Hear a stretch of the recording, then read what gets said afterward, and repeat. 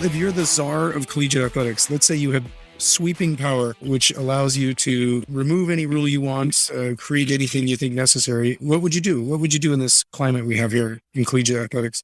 Like anybody, when the stuff hit, I was thinking about it. I think we've overcomplicated it. Right now you have high school kids, and I remember when I was in high school, some of these people legislating this stuff evidently have no recollection between high school and college. So, I'd be the perfect guy to dump a bunch of money in my lap and say, here, go run with it. And by the way, go to practice sometimes. Right. What a great idea that would be, huh? So right now we have all these guys who are saying, all right, fine, everybody's a pro, but they don't have any responsibilities to being a pro. And in the NFL, we never hear about what, the safety or somebody makes the name, image, and likeness. Part of it is because he might get traded. He may not make the roster. And that's if he does get something, it's fairly temporary, because pros don't just select schools and paycheck before they've ever played it down of college football. They get drafted, they get traded, and they get cut. Right now, the thing's way out of balance. Yeah, all the benefits of being a pro, but none of the responsibility. And, there's a responsibility to everything. And so then I say you want to be like the NFL, fine, make it like the NFL.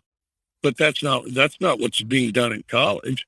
And then the other thing, which I think is really irresponsible, is people are so dismissive and ignore the value of a guy graduate. Yeah.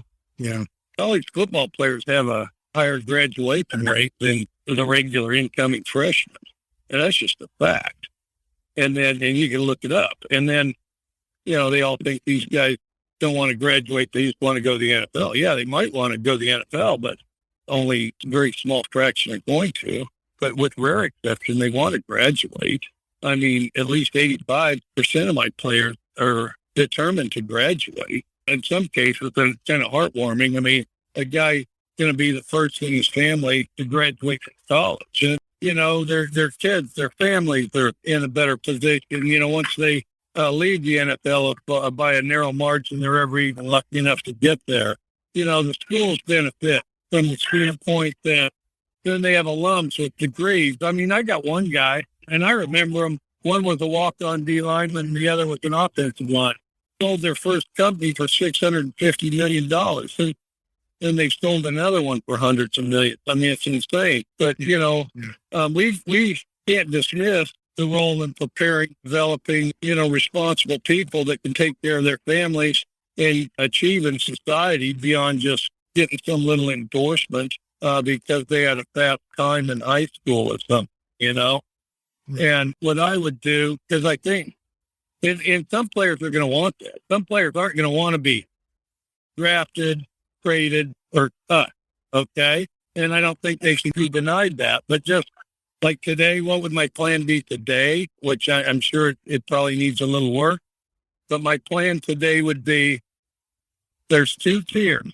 You can come into college as a recruited athlete. And that's how it is right now. Yep. We recruit you. You decide what school you go to. You get room, board, and book. So you get, all the current scholarship and stipend and grant level right now. If you graduate from that university and you play out all your eligibility at that school, when you leave, you get $150,000, to start your business, you get another degree, whatever you want to do with it.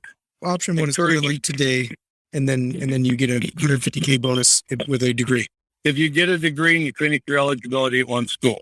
Okay. Now, if you go on the portal and leave, you're no longer eligible for the $150,000. Okay. Because tell the NFL, just as an example, as a side note, tell the NFL that you're going to have unmitigated free agency 365 days a year, and then from one team to the next, you're going to just have a glorified bidding war on what athletes go where. I mean, there's a reason they have a salary cap and they have a free agency window. I mean, they'd lose their mind. Yeah, so it's a good idea for everybody. Yeah, no. I think a lot of people have cited that. Well, tell me about your option two. What is the option two? I want to come in as a pro.